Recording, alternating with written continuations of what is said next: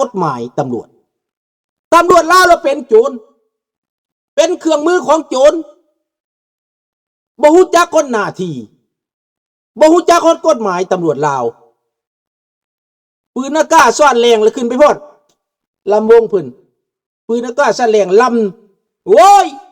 เห็นแต่ประเทศลาวนี่แหละกูในโลกนี่คือสิบ่มีผู้ใดบ่มีผู้ใดมีแต่ประเทศลาวแห่งเดียวในโลกเขาห้องว่ามังคีลิงได้มากพร้าวทหารบ่มีระเบียบวินัยเจ้าหน้าที่บ่ฮู้จักกฎหมายบ่ฮู้ดีฮู้ชั่วใส่ปืนอากาศแล้วก็ล่องล่ำอยู่เทิงหน้าเวทีพุ่นเท่ขนาดไหนเพิ่นว่าเพิ่นเท่ได้ในใจเพิ่นน่ะเอาปืนอากาศมาใส่เอิกแล้วก็เท่แล้ว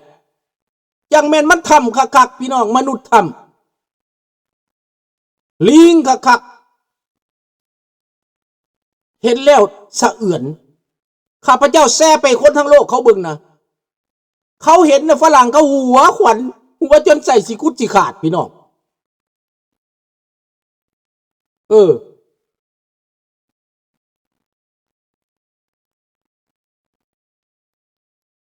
ออกมาคอมเมนต์เจ้าบ่ต้องคอมเมนต์ก็ยังบอกแล้วลิงน้อย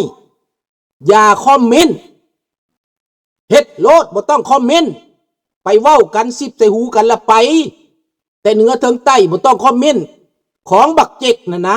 ให้มันเป็นขี้เถ้าได้บ่เจ๊กตัวใดก็ตามมันเป็นขี้เถ้าเบิด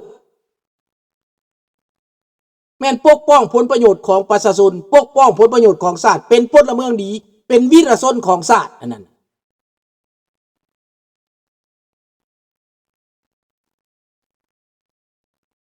นี่ทหารว่าเห็นหยังทหารไว้เลียตีนพวกเจ๊กวะเอาไว้เลียตีนแก้ววะใส่หมวกแงบและป้ายปืนออกไปเต้นบ่เท่ขนาดค่อยเราอายเด้มันยุคใดแล้วนี่นะพวกเจ้าว่ายุคใดแล้วค่อยเว้ามากค่อยหากสิออกคุณนะหากสิออกได้เห็นแนวนี้นะมันก็เหลือห้ายได้คิดว่า50 ปีผ่านมาเขาคงพัฒนาแล้วจิตใจเขาคงเจริญแล้วเขาคงเจริญแล้วพวกเจ้าละสิไปเอาอันนั้น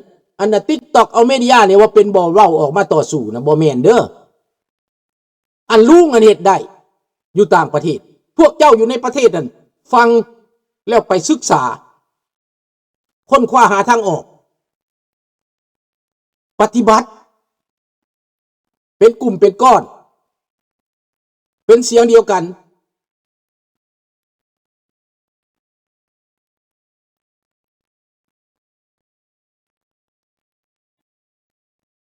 มันให้เว้าส้มเสื้อเจ้าก็สิเว้าซั่นบ่ลิงน้อยเจ้าบ่จำเป็นต้องเว้าตัวอัดปากอยู่แล้วก็แล้วดีใจก็บ่ต้องดีนะพร้อมก็บ่ต้องพร้อมนะอันนั้นมันจังได้เด้อพี่น้องเด้อสิ่งของเจ๊กแดงเอาให้เกลี้ยงเอาให้เป็นขี้เถ้าจบเนอะปฏิบัติการขี้เถ้ามันสิเหลือบ่บ่เหลือกันคนหมดประเทศเฮ็ดน่ะบ่แม่นได้การต่อสู้มันชอบทำได้นี่พี่น้องเจ้ามาเอาดินให้ดินหน้าเขาเจ้ามาข่มเหงเต็งเต็กเขานี่เขาสู้บ่ได้ผิดเด้มันถือกฎหมายได้พี่น้องผิดกฎหมายลาวแต่ถือกฎหมายโลกพี่น้องคนที่ปกป้องตัวเองน่ะบ่ได้ผิดเด้บ่แม่นความรุนแรงได้อันนี้ได้รักษาผลประโยชน์ตัวเองรักษาชาติตัวเองรักษาแผ่นดินตัวเองแม่นถูกต้องแม่นชอบทำของเจ๊กของแก้วและเผาที่หมดโลดบ่ต้องเอาไว้พวกนี้บ่แม่นมิตรเฮาแม่นศัตรูนี่เดี๋ยวบ่ต้องบอกไผทุกคนปฏิบัติแนวนั้นแหละจบที่อามังกีรู้ก็สิแม่นนั่นแหล้วเนาะ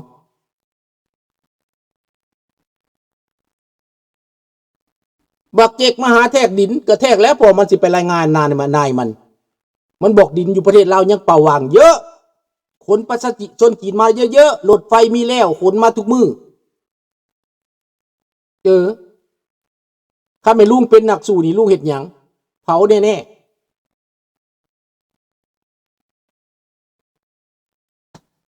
บ่ต้องไปเห็ดอย่างยากบ่ต้องไปเห็ดอย่างอื่นตัดเส้นทางมันเรียบร้อยคือบักหนึ่งเจอไปหายตัวแวบมันหายตัวไปบักนั่นก็หายตัวบักนี่ก็หายตัวมันจะอยู่ได้บ่ขันโมมีแต่แท้กันนานองกันเอามักกะทุนนี่นะเด้อมักกะทุนเด้อพี่น้องเด้อนองฮะนะอาวุธของเรานะไปเอานองมาเต็ม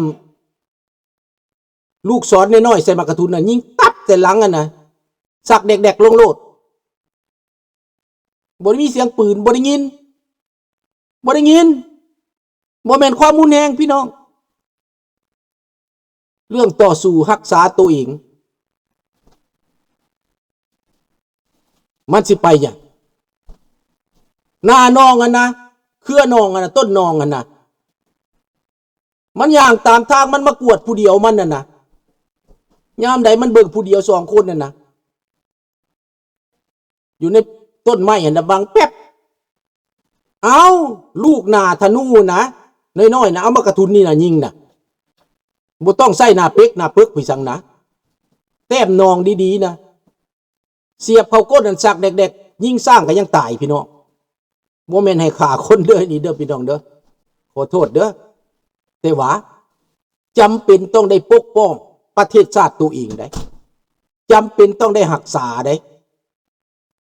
ถ้าพวกเจ้าบ่มีอันนั้นแล้วพวกเจ้ายิงจะตาย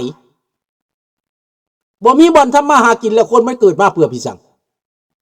ต้องแล่นไปเมืองไทยไปเพิ่งเพิ่นได้ประเทศไทยเพิ่นกับของเพิ่นปัญหากับของเพิ่นเจ้าแล่นไปเพิ่งเพิ่นปัดความเกลียดสร้างปัดเกลียดสร้างประเทศไทยสบายดีกุ้งยามเกลียดสร้างปัดเกลียดสร้างประเทศไทยมันยามสิตายพัดแล่นไปเพิ่งเพิ่นกระเบิ่งเมฆคนไทยเขาก็ปกป้องผลประโยชน์กับเจ้าข้าเจ้ารักษาได้ผู้ใดมาปุ้นซาดข้าเจ้าแม้แต่คันใด3 คันข้าเจ้ายังจู่กันที่เอาเป็นเอาตายได้เห็นบ่คันใดพระวิหารนั่นน่ะ3 คันซื่อๆได้สายแดนนะเม็ดเดียวก็บ่ได้คืบเดียวก็บ่ได้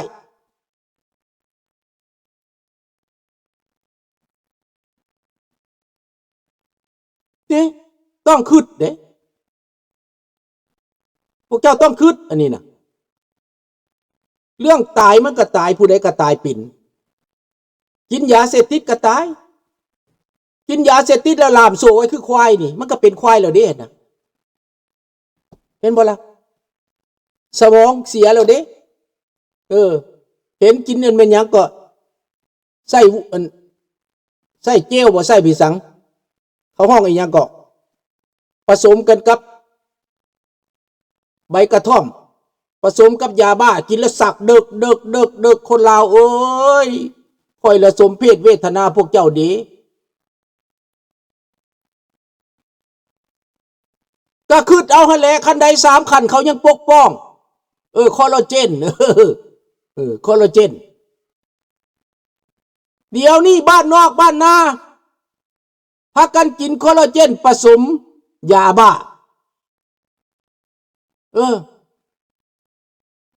ตำรวจเห็นกระสือรัฐบาลเห็นกระสือทหารเห็นกระสือลูกทหารก็กินเมียทหารก็กินทหารก็กินพี่น้องบ้ากันเบิดทั้งประเทศแล้ว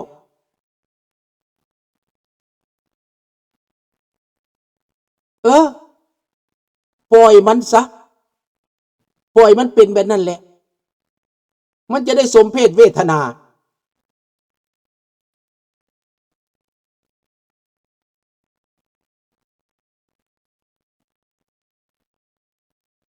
ทหารแล้วแม่นไผเป็นทหารน่ะจะถามมึงทหารแม่นไผเป็นทหารบ่เป็นคนบ่มีเมียบ่มีลูกบ่ทหารน่ะเจ้าต้องคิดได้ทหารก็มีเมียมีลูกมีพ่อมีแม่มีบ้านมีเมือง มีลูกหลานข้าพเจ้าไปเป็นทหารข้าพเจ้าบอกถ้ามาหากินบ่เป็นบ่ไปวิธีหากินบ่อยากเฮ็ดอยากไปเป็นทหารไปเฮียนทหารมาแล้วได้หยังบ่ได้หยังอยากไปเป็นทหารเบิ่งดูไปข้าพเจ้าก็อยากสนับสนุนอยู่แต่ไปเป็นทหารแล้วข้าพเจ้าก็มิดมึงไปโลดมึงสิเป็นซั่นใดสุดท้ายบ่ได้หยังคนพม่าเขาก็สู้เอ็นบ่ใช้อาวุธเขาก็ใช้เขาปกป้องเขาแม้แต่เขาบ่ได้เป็นประเทศเขาบ่ได้เป็นชาติใดพม่าน่ะพวกต่อสู้ทั้งหลายน่ะบ่แม่นชาติใดมันเป็นเผ่าหนึ่งเผ่ามงเผ่าขมูเผ่ากลองเผ่าเบรียงเผ่าอีสังแหละแต่ละเผ่านะจับปืนขึ้นมาปกป้องตัวเองเผ่ามอญเผ่ากะเหรี่ยงเห็นบ่เผ่าอีสังพวกรัฐสารนี่เผ่าอีสังนี่เขาปกป้องเขาเบิดพวกไทลื้อเห็นบ่ประกอบอาวุธใส่ความรุนแรงเฮ็ดสงครามเพื่อรักษาเพื่อความอยู่รอดเขาเฮ็ดสงครามแล้วเขาอยู่รอดเขาประกอบอาวุธแล้วเจ้ามาใกล้เขาบ่ได้ไทยใหญ่นั่นแหละไทยใหญ่ไทยลื้อนั่นแหละมีหลายเผ่าเขาปกป้องเขาแต่เจ้านี่นะเป็นชาตินะยังบ่มีความปกป้องตัวเองมันก็งึดตัวห่วยไผเอาปืนให้เขาว่าซั่นคนมีคนอยู่ใส่ก็มีปืนอยู่หั่นแหละสมัยลุงนะตอนลุงว่าสิออกป่านะพวกลาวกู้ชาตินี่นะเขามีแต่ง่าวทมิตรทหารกองหลอนมาเขาก็ยึดเอาปืนกองหลอนง่าวฟันโลดกันบ่ให้มันก็จำเป็นมอบให้ทหารมาเขาก็ยึดเอาลูกมึงมา4-5คนนี่นะสาวหนุ่ม50พุ่นสาวหนุ่มเอาทหาร5คนสาวหนุ่ม50ยอมมอบปืนให้เขาเลยเห็นบ่ล่ะบ่ยอมก็บ่ได้เขาหลายกว่าเขามือเป๋าแต่เขาหลายกว่าคันบ่ให้ก็ตายต่อมาแล้วเขาก็ปุ้นสางไผสิเอาให้เขาก็ปุ้นสาง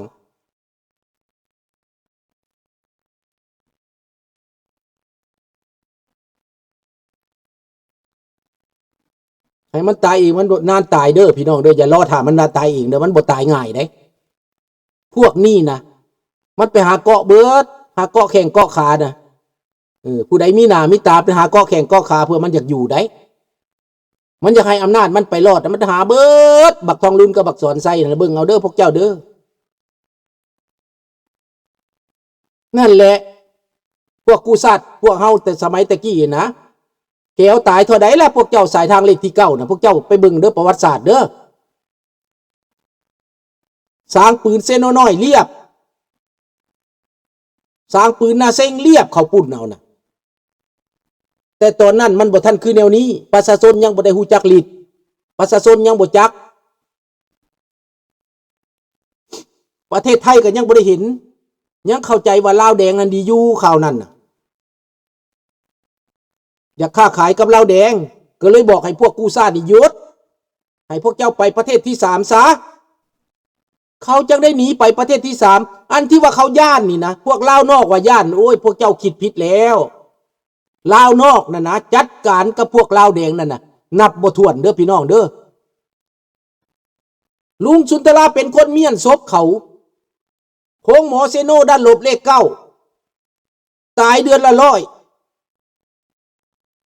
ขนาดว่าปลดอาวุธแล้วได้น่ะเหลือแต่ทหารน้อยบางคนที่เขาอยู่เหลือแต่ชาวบ้านที่เขาบ่พอใจเขาโดดเข้าป่าแล้วเขาไปหาปืนมาเฮ็ดเองได้เริ่มต้นจากปืนเก็บเริ่มต้นจากนานองเริ่มต้นจากง่าวได้หลังจากนั้นมี F79 มี M60 มีคอ60มีเบส40มีเบิดทุกอย่างแต่ว่าสุดท้ายแล้วเสียการเมืองกับประเทศเพื่อนบ้านเว้าเท่านี้ก็จบ